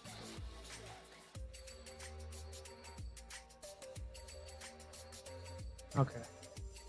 We have our block, and that looks like the picture, I think. No. There are two different blocks. So this one is the one we need. It's got a very much of a lower profile through here. This one does not. This one has a raised hump here. So while they look very close to being the same, they are not the same. The one we want is this one. And I'm just inferring that from the picture in the manual here. So if you want the full shot, that's what it looks like in the manual. You can see that low hump right here versus on the other side, you got a much taller hump. So be aware of that. This is where we get to use these fancy flat T-nuts that I've not used before. This one has sort of a raised area here with threads in it. That should go towards the outside of the part like that. And it just kind of slides in. That gives some actual, instead of using like a heat cert to pull that through or some other sort of, I don't know, more weak attachment point, this is a solid steel mount that can really kind of pull against that plastic without too much harm there. So that's a pretty neat design. I like that feature. Going on to the next one. This has us do, so we did that and then we put that aside. But again, I'm looking at different part here in the manual. So this one takes the other side. So now we're swapping for this guy. And we're going to do a couple of pins here, hopefully not breaking it this time. Pin and a pin. Come on. Yeah, just make sure to try to do pressure straight down. I think where I screwed up was I put a side load on it and it just did not work out. So maybe a rubber mallet like this is the way to go. Just kind of push that down in there.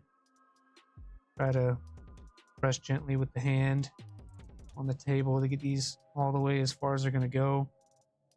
I mean, maybe that's why these pins are in here in the first place, because that's a known weak point with those layer lines. So using the pins actually stiffens it up. Temp was too high. Should have bought a bamboo user error wet filament, leveled my bed.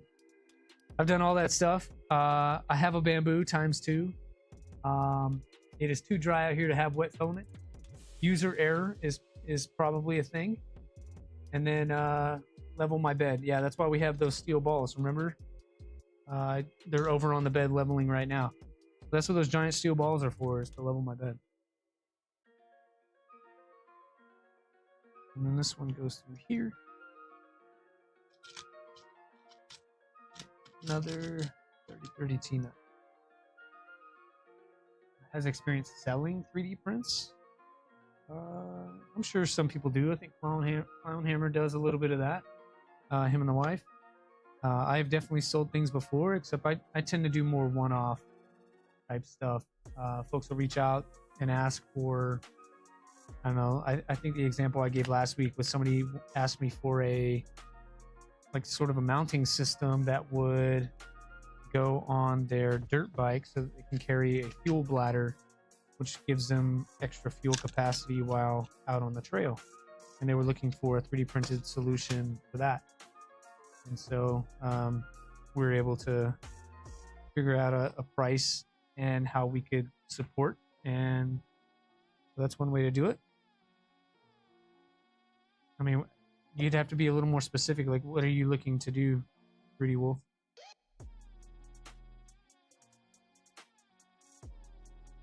Cutting back on cooling for better lit. Yeah, there was 10% cooling. So my profile for printing these is 10% cooling. My chamber is 45 degrees ish, up to 50. Like during the day when it gets really hot in here, it'll climb to 50, 55. So too much cooling was not a problem. It's bulk or custom. Yeah, and that's pretty much how it works. 3D and T, bulk or custom. I tend to go with the custom thing. The bulk stuff, it's a lot of work. You got to research what people want, and you can make it happen. Oh, this pin, it's too big. We're running right into the problem that we had earlier today, where the pin is too large and needs to be sanded. But the other pins that we used in some of the other parts work just fine. I don't understand. Now this one is like stuck on there. Let's see if I can pull it off. Get out some pliers here. Yeah, bulk is a lot of work, right? Like, you have to find out what the market wants. And then once that happens, you have to print all of those things ahead of time and then source a place to sell them, which is usually like fairs or markets or things. And then after that happens, you got to make sure that the foot traffic is sufficient to be able to sell all the things that you brought. So yeah, I'm with Dave. I think custom is much more enjoyable. Nozzle temp up, layer time down. Selling print wise, just generally making more budget. Yeah, I agree with you generally, 3D Wolf. I'm not having problems with layer adhesion at all. The problem that we broke the part on is that pins are really tight by design, and I put side load on them. So I don't care how good your layer adhesion is. When you do that, you're going to break a thinner part. Market price and inventory is a headache. Yeah.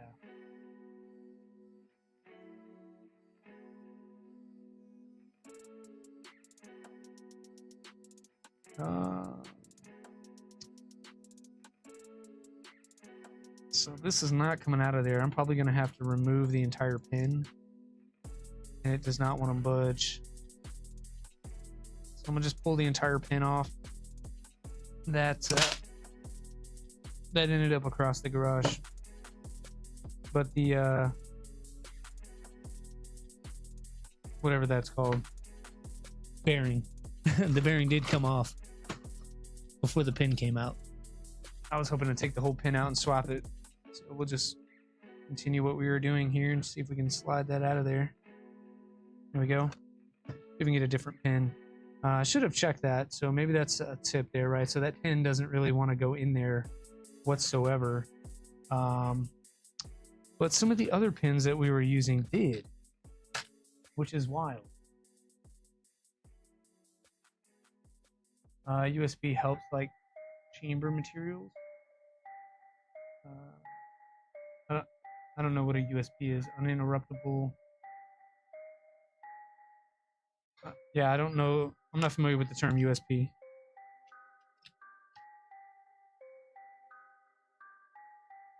So maybe we used all the good pins and didn't realize it. Because these pins are too large.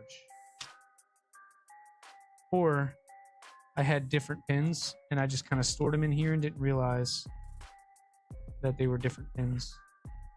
Because all of these are too large. So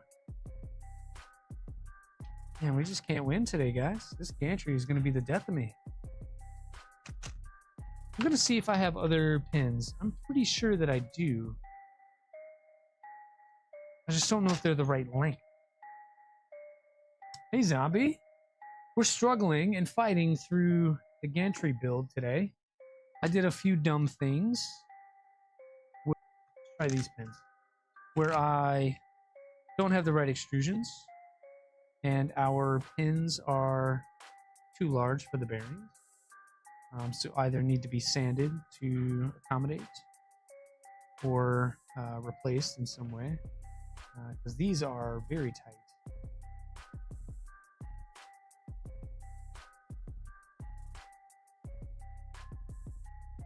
To get tasks, just going out there finding people who need.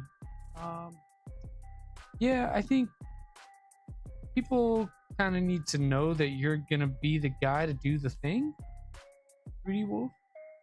And kind of from there, it's been organic for me. Like, people at work know that I do this, And so they're always asking, hey, I want to get into 3D printing. What should I get? And it always starts with like, hey, what's your budget? What are you looking to do? That kind of thing. And then we talk about it from there. The printing stuff comes from the fact that people know that I print stuff. They don't necessarily want to get into it themselves, so they'll ask me to do things, and then from there it's kind of word of mouth that gets out. And most of the things that I have printed for people have come from word of mouth. It is not a kit yet, Zombie. It will be soon, so by the time you finish your black box, it may be around. And then you could self-source if you wanted. The frame, I think when I priced it out on Masumi, was roughly $250 or so plus shipping, just for all the frame parts you need. It is a 30-30 frame, so there's just more aluminum in it. And then if you have all of the other parts to build stuff, so like I have fans and I have plastic and I have a crap ton of hardware and extra motors and stuff like that. If you have a lot of that stuff, then it's just going to work for you.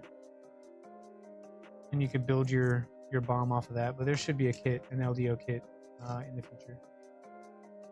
I do not have a timeline on it. Steph is maybe still in the chat. He might have an idea of what the timeline looks like. But I'll tell you what, folks. I'm not going to fight through sanding all these pins and stuff. We've got to reprint another part before we can even do this. I need to sand pins to match because the ones that I have and were sent are not the right size. Let me just double check to make sure that they didn't give me any in the kit here, because I do have these that were in the kit, but these look to be longer than 30 millimeters. Yeah, these are 40s. So those are too long for the build. There's very little hardware that comes with this beta kit, but I want to say all the pins and stuff that we have been using are from my own stock. I'm not seeing any like pin hardware for these, so this is all the hardware it came with. So more of those bearings that we were using earlier, some smaller bearings for something. You got pulleys for your motors and standoffs for the bed, but again, I had those already in stock. You got some black angle corner brackets, had some of those already in stock, and then these bearings, these purple ones are the GE5C bearings. So these here that you use for the bed mount, and I had my own. I used the IGUS plastic ones in my build. So just using up parts, which meant all of this is extra. We will end up using the green bearings here. Those are for the linear rods, but all the rest of this stuff we're probably not going to use on this build. A few things left is troubleshooting the black. Oh, I'm so excited. I want to see the black box in action. I've been waiting for that to be a reality. It's been a long time. I want to see that thing going. Yeah, in the meantime, I need to figure out my life here and figure out some new parts and some pins and things like that. But I'm so happy that you got the black box like almost ready to go. One guy on printables. Doing what, Dave? The guy on printables. What are they doing? Should I ask why you need a flop? We all need a floppy hot dog. 3D Wolf. Life is just not the same without floppy hot dogs. We got a floppy beard the other day, courtesy of Bearded Printer. I need to print that just because I want to. Little experience and time at the moment. Yeah. If I knew how to make floppy hot dogs, I would do it too. So I put one out there. It's not as good as Bearded Printer's floppy anything. But I posted a floppy hot dog on Printables. I think it's on Printables. And Maker World, for sure. Not exactly the same kind of thing, though. But cool, folks. So we're over the 2-hour mark. We're kind of at a standstill. I don't know what else we can do in this manual without the parts and pieces that we need, because I'm not really seeing a way to press forward with any of the Gantry build until we get a new extrusion and some smaller pins. Yeah, so none of this Gantry stuff is going to happen, unfortunately, today. And then here, this says 390. Caleb Prince made a floppy hot. Yeah, I did. I did make a floppy hot dog. Utilize that guide. So I already did this with the 390. Mine is a 380. I know Steph was saying we could use a 360 for the beta build.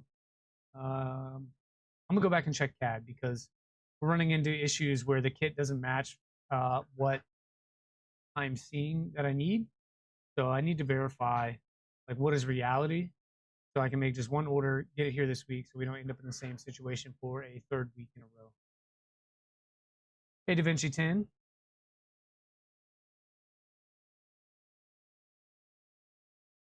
I guess, yeah, so again, without the right pins, can't do that.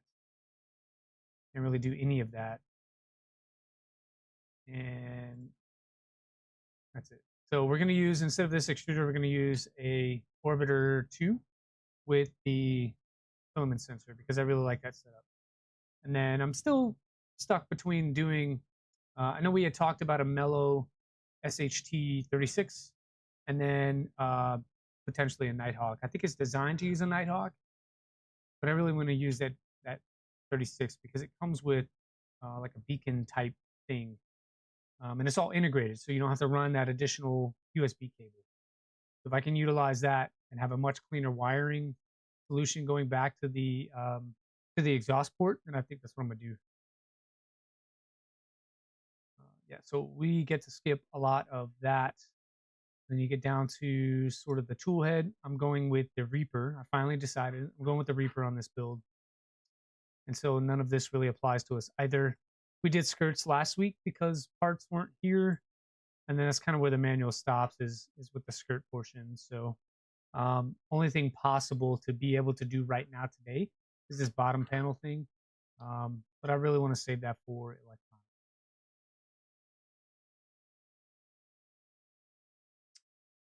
One of the upcoming engineering projects involves a cheap runout sensor for pellets. The IR sensor test data. What?